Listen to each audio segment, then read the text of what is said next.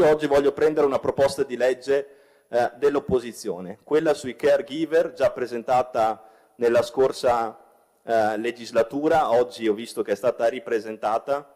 Io chiedo un impegno a questo Consiglio regionale partendo da quel testo base, magari proponendo qualche emendamento migliorativo, qualcosa che si può sicuramente sistemare, qualcosa che si può sicuramente migliorare, di approvarla insieme entro 6 mesi. Parte all'insegna del dialogo l'era Stefani, con il presidente pronto a portare avanti una proposta dell'opposizione su chi quotidianamente assiste familiari e persone non autosufficienti, apertura che viene subito accolta con favore. Mi piace molto il fatto che sia stata accolta questa proposta e che su questa proposta incomincino dei lavori d'aula che cerchino di dare un assetto migliore alla tutela delle nostre persone fragili. Del resto, quella che era stata definita dallo stesso Stefani come la sfida del sociale resta la priorità assoluta della legislatura. Il programma del neogovernatore presentato in aula al Ferrofini è un continuo richiamo alle questioni delle diverse generazioni. Oltre la metà dei nuclei over 85 sono nuclei soli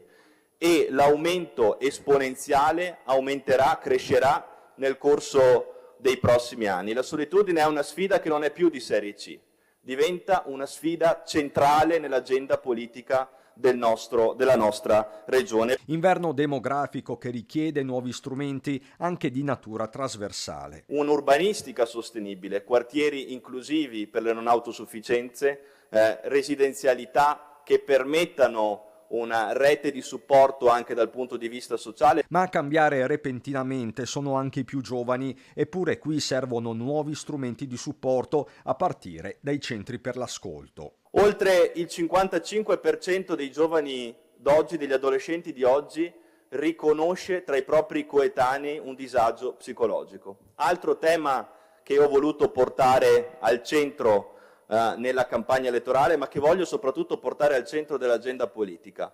Il disagio giovanile è un tema da affrontare con coraggio. Giovani che poi vanno convinti a rimanere in Veneto sviluppando talenti e competenze. L'altro fronte infatti è quello della manodopera che non c'è e ancora l'autonomia che al momento va praticata puntando sulla prossimità degli assessorati. Stefani ricorda la delega per le terre alte. Ascolta l'ex fidante Manildo, pronto dice a un'opposizione di valore e mai pregiudiziale, ma ovviamente non mancano già dei distinguo.